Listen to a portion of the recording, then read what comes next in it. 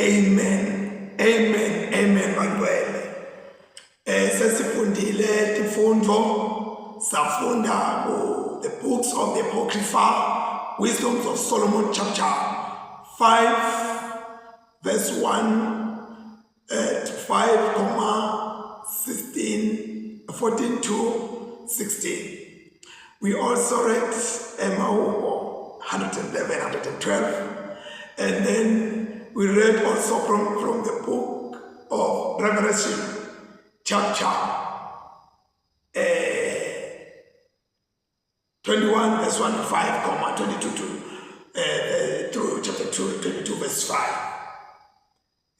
Maybe I'll be very short because it's something like thunder and lightning outside there, so I might not be so long.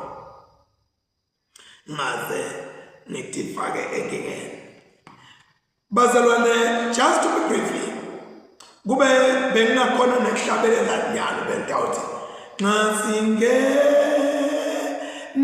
ekhaya ukubona inkosi laphaya sojabula sonke sohlabelela haleluya wena mngane usuthini uzohamba nathi na sokubona ngale mini ezulwini laphaya.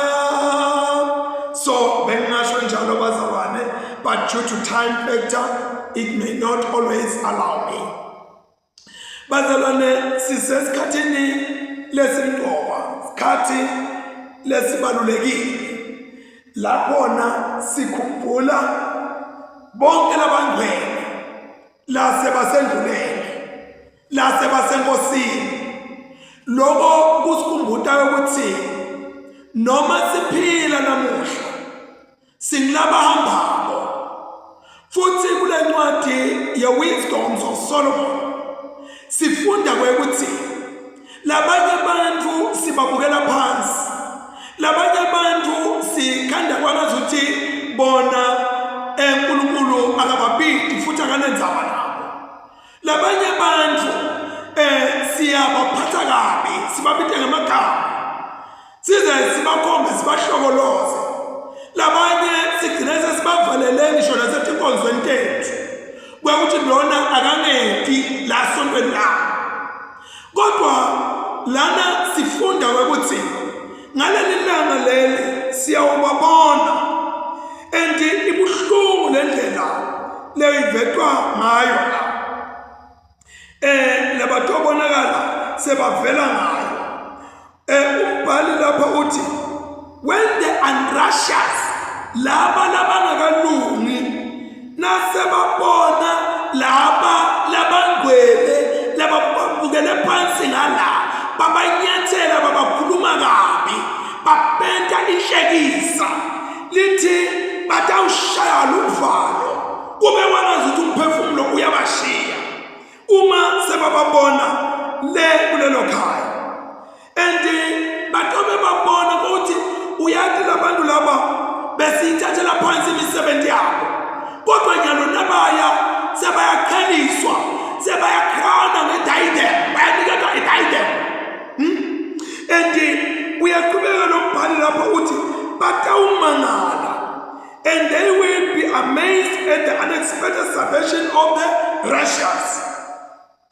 Nakuke lobuhlungu lokukwendeka kubantu laba tibona bangcono namuhla emhlabeni, babukela labanye phansi, banyathela labanye bantu, bathuka labanye bantu, bahlebe labanye bantu. Nayinto lekakwendeka, they will speak to one another in repentance. Ibuhlungu lento kuthi ngale kwethuna ngale batobe sebakhuluma sebaphenduka selingasekho lilanga noma sikhathi sekubabathathelele. They will speak to one another in repentance and in anguish of spirit. They will groan and say, we are one of our taupupula, lokukala, lokubuhlungu, labatobe bakala. Babesabadi, these are persons whom we once held in derision and made a byword of reproach, fools that we were. Kutoba buhlungu kutibona ukuthi ubesilima ngala ukholiwe uphethe iBhayibheli uthandaza wena tonke into urealize songale labanye bethu ngigabe nabo ngifake nakhololo nesibambano sami kuyoba buhlungu senibona ngale ukuthi yonke le mihisha lebe ngiyembatha konke lobenkwenda bantu banike inhlonipho nalaba semagunyeni nalaba kuphi nenqhamuka bashayinde shantu wakhamba umfundisi uthi nale ubesothi how foolish was I when there would be no time of repentance. Namuhla sithola siqwayiso kwekuthi namuhla noma bantu bangasibona bangazuthi akithi mzala akikumani kahle lapha enhloko. But for the sake of Christ, let us press on bazalwane. And likhona lilanga lakhona siyawupheliswa sihlonyeleliswe khona ngemqhelele engabuni lakhona sesiqede libanga lethu. Ngithi angikusho lokho ngendlule kuko ngoba ngikukhanda kumqoka kakhulu kwekuthi bonke abantu labangakholwa kuyinto labatendayo angisho labangakholwa labangayesontweni ngisho lalabalana khathi esontweni kodwa natento tabo tibakhomba ukuthi abakholwa netento tabo bayawufanana neluthuli lolupheshulwa moya bayawufanana nesithundi lesibalekayo bayawufanana netinkuni letendlulayo bayawufanana nesivakashi lesifika ilanga linye sahamba singaphindi sikhunjulwe. Angisho ke lamagama lana bese ngiyavala ngoba angifuni kumelana nesimo lengisibona lapha ngaphandle. Uthi lombhali weRevelation ngase ngibona liJerusalem lelisha lehla livela ezulwini ngoba konke kwekuqala sekwendlulile. Lapho masifunda from the book of Isaiah, Peter and some other books ayasitshela ukuthi ukhona lokusha lokudala and lokusha lokudala kuda uhlotshisiwe njengamakoti ahlobele umyeni wakhe. Uyabona ayikho into lenhle njengamakoti nakangena lapha ku-ayi abonakala nemyeni wakhe sekambona atomhlangabethe. Ayikho into lenhle njengaleyo bazalwane. Labanye bethu we have gone past that stage. Maybe sesingabe siphinde njengoba phela inkosi nemusa. So uma ngabe umbona ngena lapho nomntwana abantu ahambe phakathi ngakwathi khamba noma uyakhanya noma untima noma unjani ngalelo langa kuthiwa iyangena intombi emhlophe. Liyawuba mhlophe lelo langa liyawuba lihle lelo Jerusalema liyawukwehla livela ezulwini ngalelo langa liyawuba kuliwundlu uqobo lwalo kuyawuba into tibuyiselwa ekuqaleni tibuyiselwa endaweni yakho. uNkulunkulu uyawukwehla ngephimbo lenhloko lapho siyakhona abangcwele lala abangcwele basendulela bayakhona. They have been employed to a joyful employment. Sakude bodula kwekuthi ugade unganikwa uthi wena ithenjiswa ukuthi nitawukwengetelwa lolo kodwa naningatholi lela siyakhona lolo lethu siyaluthola noma namuhla singancishwa ngala kodwa nangale angeke sincishwe. Lapha siyamjabulela lona lotobe angene kulelo khaya ngoba kuyabe kunomfula. Lo mfula usho the powerful richness of God. Ukuqeba kwaNkulunkulu wendlula bonke abantu abaqabile emhlabeni. Lo mfula usho the provision of God. Lo mfula usho the peace of God.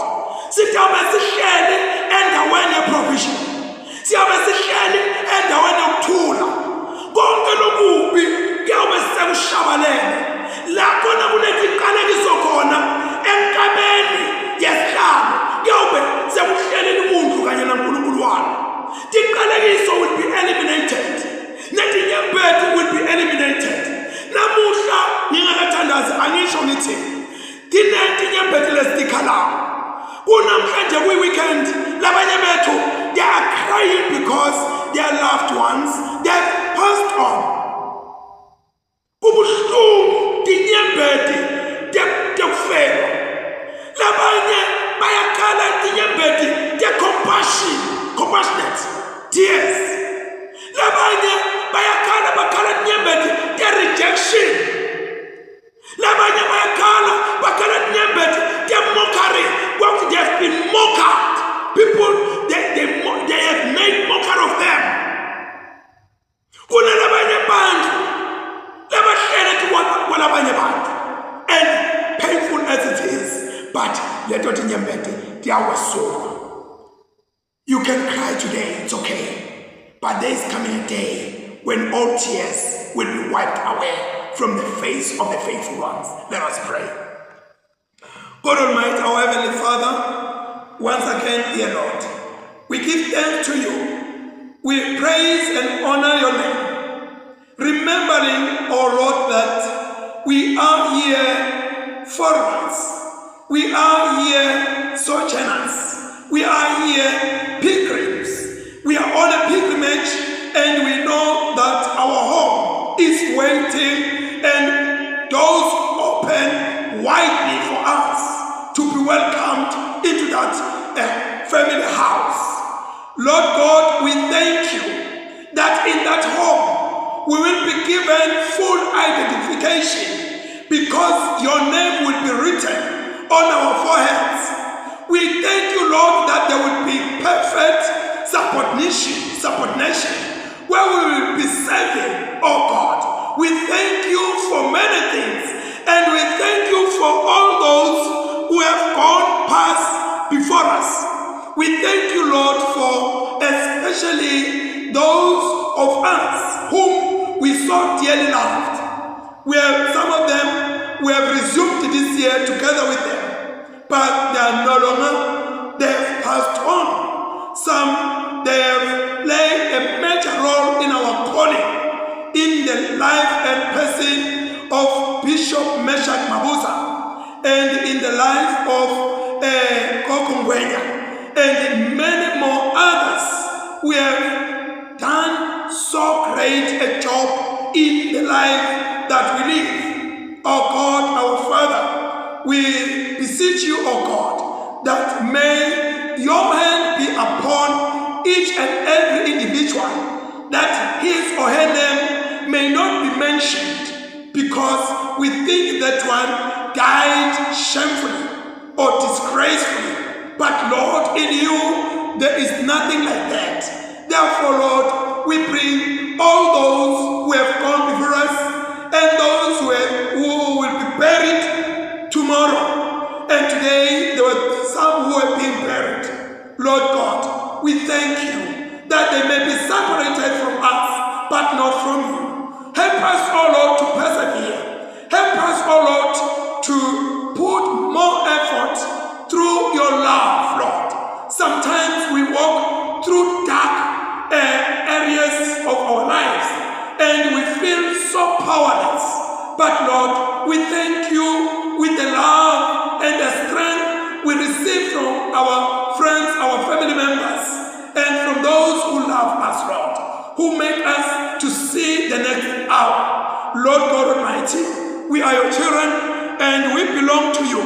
Come, Holy Spirit, and embrace us in the presence of our loving God. This we pray as we remember our brothers and sisters in the kingdom of Eswatini, in the diocese of Eswatini as well, Anglican Church, the Cathedral Church, and we bring them, oh God, before you. We love them, and they are your children. We may not always see as you see, but Lord, help us not to lose hope, not to make them a byword, but Lord, to remember that together with them we are called, and together with them we have a space in your presence. This we pray in Jesus' name, amen. May the Lord continue from this hour to watch over us and bless us. May He make His face shine on us and be gracious to us. May He look kindly on us and grant us inner peace, such that the peace of God that passes beyond all understanding will keep our hearts and our minds in the love and knowledge of God and of His dear Son, our Lord and Savior Jesus Christ, and the blessing of God Almighty, Father, Son, and the Holy Spirit will remain with us all, now and forever. Amen. Thank you. Thank you, Bazalwane. Outside is a little bit thundering and lightning, but thank you for staying with us. May God bless you, and may God continuously comfort you as you minister to the lives of others and to God's world. Amen. Babelolo ngilese sibongile Nkosi egameni lika Jesu. Sibonga Nkosi kakhulu usipha nasesikhathi sekuba sebukhoneni bakho.